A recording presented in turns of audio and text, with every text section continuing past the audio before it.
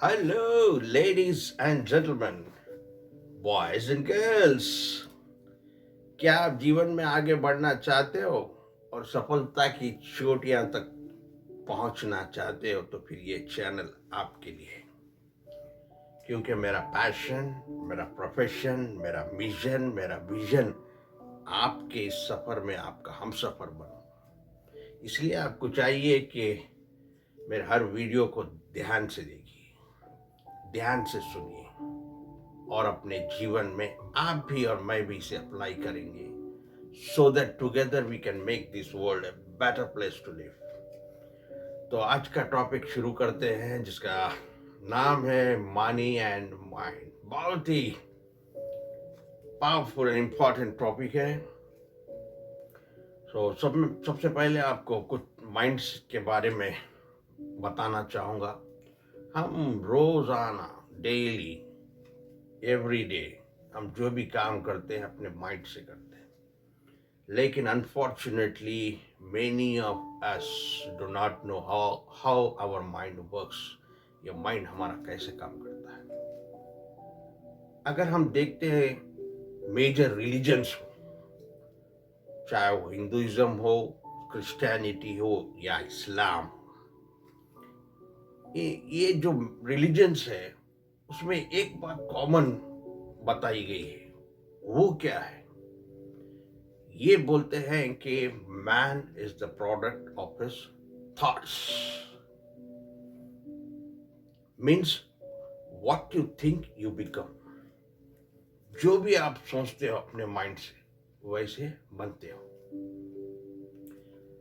मैं अक्सर मेरे वर्कशॉप्स में, सेमिनार्स में एक क्वेश्चन पूछता हूं मेरे पार्टिसिपेंट्स से, who are you?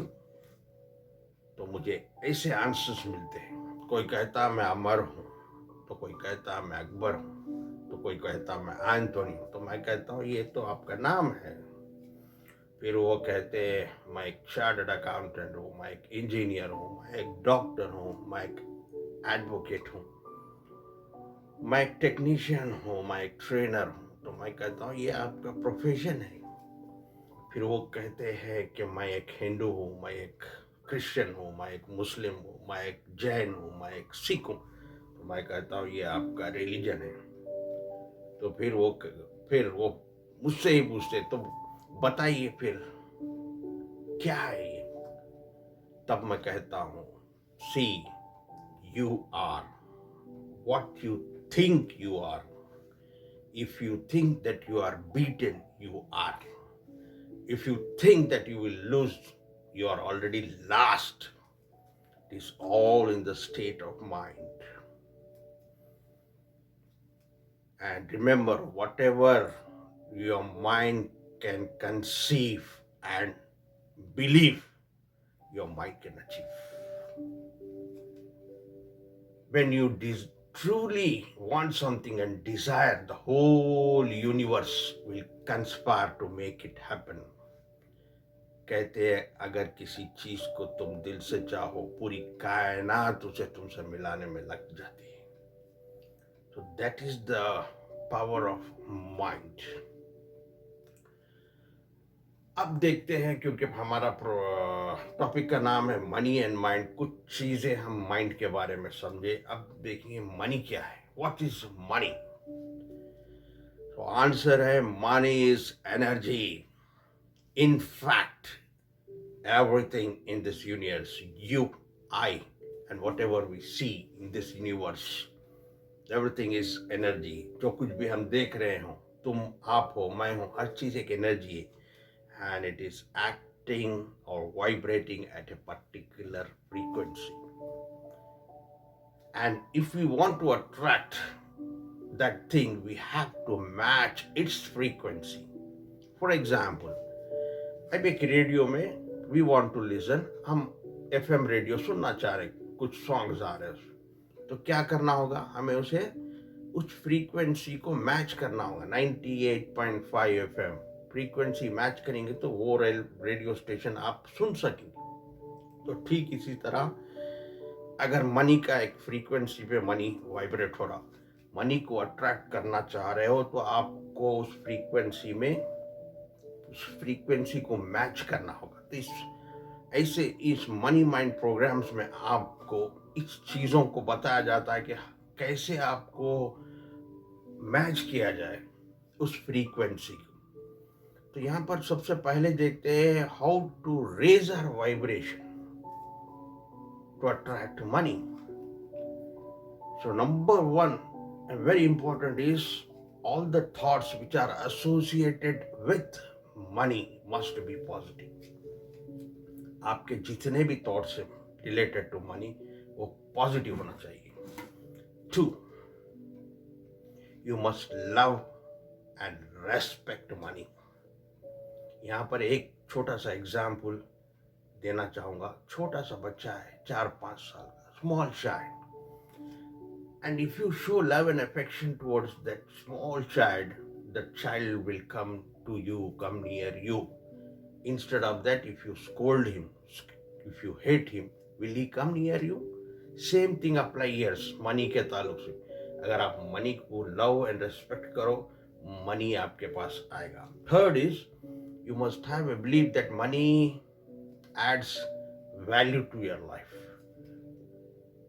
The next is you must have a belief that money increases your lifestyle. Not only your lifestyle, but the lifestyle of your loved ones. And if you have money, you can help others who are in need. Then, is there any tool to attract money? So, NLP says you have all the resources you need. तो सब में बड़ा resource आपके खुद अंदर है और वो है आपका subconscious mind. And what is subconscious mind? So to understand this, first we have to know the difference between a brain and a mind. Brain क्या है? ब्रेन एक हार्डवेयर है जिसे हम देख सकते हैं, जिसे हम छू सकते हैं, और ये ब्रेन हर व्यक्ति का, हर इंसान का सिमिलर होता है, सेम होता है, चाहे वो मुकेश अंबानी हो, चाहे वो बिल गेट्स हो या कोई ऑर्डिनरी पर्सन हो। लेकिन माइंड सॉफ्टवेयर है, माइंड हर एक का अलग होता है। So brain is hardware, mind is software. इस माइंड के अंदर अकॉर्डिंग टू एनएलपी 2 लेवल्स होते हैं।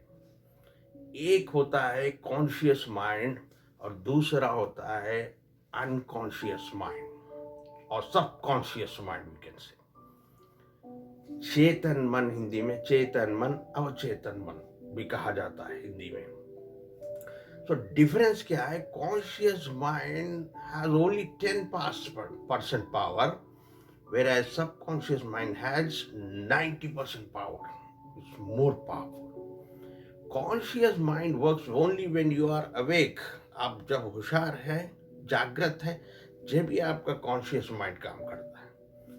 लेकिन आपका सबकॉन्शियस माइंड वर्क्स 24/7। वो हमेशा काम करता है। Even it works when you are sleeping. आप जब सो भी रहे हो, आपका सबकॉन्शियस माइंड काम करता है। तो इसे समझाने के लिए अक्सर 2 एग्जाम्पल्स दिया जाता है, 2 मॉडल्स आपको समझाए जाते हैं। एक है आइसबर्ग मॉडल। आइसबर्ग को हिंदी में कहा जाता है एक बर्फ की चट्टान, जो सी में अक्सर शिप में जाते हैं तो दिखते हैं आपको ये आइसबर्ग, जो दिखाई सिर्फ 10% देता है, अंदर 90% होता है। ठीक उसी तरह कॉन्शियस माइंड 10% ही है और सबकॉन्शियस माइंड 90%, क्योंकि हम डे लॉन्ग जो भी काम करते हैं 90% of the work will do with using our subconscious mind, but we do not know that. और दूसरा एग्जाम्पल और दूसरा मॉडल से जिससे हम बहुत ही क्लियरली समझ सकते हैं कॉन्शियस और सबकॉन्शियस माइंड को, वो है हॉर्स एंड राइडर मॉडल्स। इससे हमें बहुत ग्रेट लर्निंग्स मिलती है। Number 1, horse is physically more powerful than rider.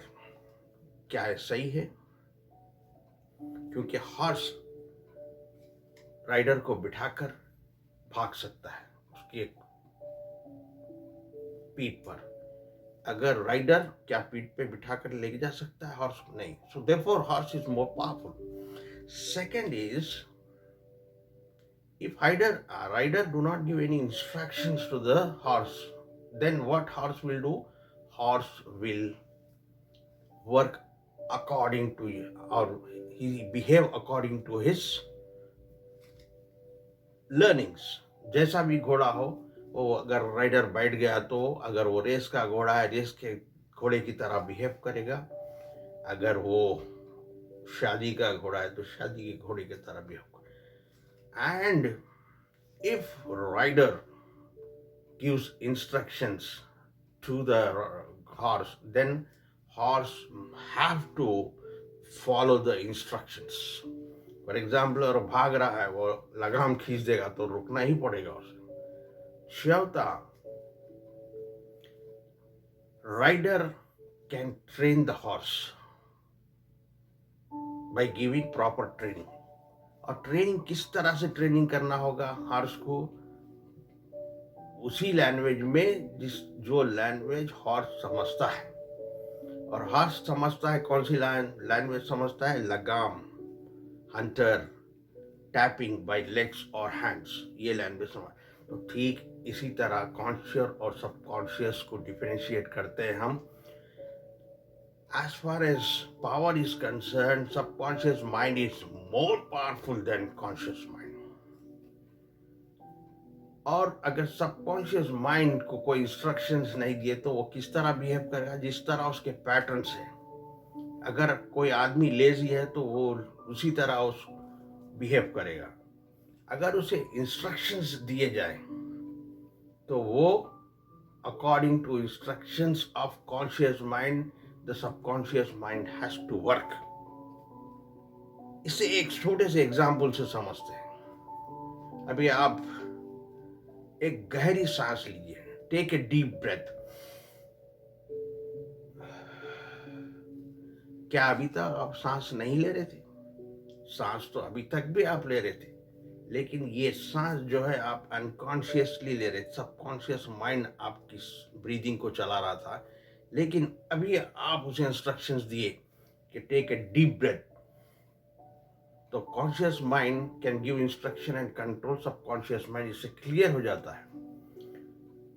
Last one is, conscious mind जो है सबकॉन्शियस माइंड को ट्रेनिंग दे सकता है. तो ट्रेनिंग किस तरह से देखता है? जिस तरह हॉर्स को जो है लगाम, हंटर, टैपिंग है, उसी तरह से सबकॉन्शियस माइंड की लैंग्वेज है VAK, visuals, auditory and kinesthetic. ये आप अगर NLP जब लर्न करोगे तो आपको बहुत क्लियर मालूम होगा कि VAK से कैसे आपके सबकॉन्शियस माइंड को रीप्रोग्राम किया जाता है. तो आपको चाहिए कि जितने भी आपके थॉट्स जो almost regularly from the day morning to evening, whatever thought, majority thoughts which are coming to your mind, conscious mind, it will accumulate and go into your subconscious mind. Whatever thoughts which go into your subconscious mind will work to attract that. Because subconscious mind works even when you are sleeping. आप सो भी रहे तो subconscious mind काम पर लगा हुआ रहता है. और सबकॉन्शियस माइंड यूनिवर्स से कनेक्टेड होता है. तो जो भी थॉट्स अगर आप सबकॉन्शियस माइंड के अंदर डाल दोगे, वो कैसे डालना होगा?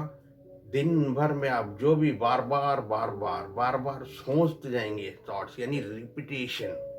आपका सबकॉन्शियस माइंड रिपीटेशन चाहता है. जो बार बार एक ही थॉट को आप रिपीटेडली सोचते जाएंगे, वो जाके सबकॉन्शियस माइंड में चला जाता है और वो मदद करता है आपको अट्रैक्ट करने की.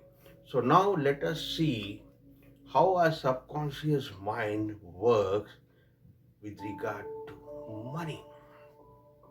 How? Because the topic is money and mind. Now we have to see how our subconscious mind work with regard to money. For example, आप you are spending some money or you are buying some medicine from a pharmacy or medical shop. आप अपने pocket से पैसे निकाल रहे हो और कोई दवाई खरीद रहे हो, तो यहाँ पर आपका माइंड क्या सोच रहा है जब, और आपका फोकस कहाँ पर जा रहा है. Whether your mind going that अरे मेरे पॉकेट से पैसे निकल गए, पॉकेट में पैसे कम हो गए, स्केर्सिटी की तरफ जा रहा है, डिमिनिश की तरफ जा रहा है, या फिर आप ऐसा सोच रहे हैं कि it is adding value to my life.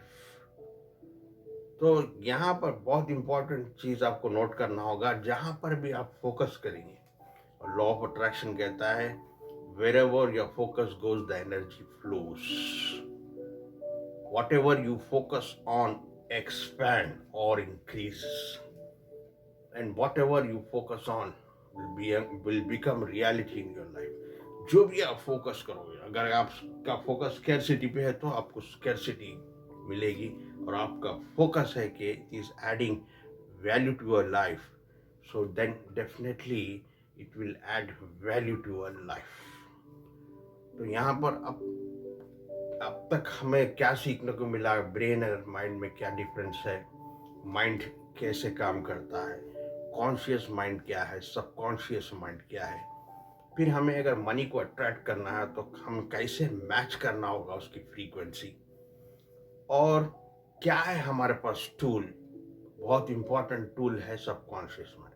जो भी थॉट्स हम कॉन्शियस माइंड से रिपीटेडली सोचते हैं वो सबकॉन्शियस माइंड में जाते हैं, और जो भी थॉट्स सबकॉन्शियस माइंड में होते हैं वो सबकॉन्शियस माइंड 24/7 काम करता है. Even when we are sleeping it work and help us to attract those thing from the universe.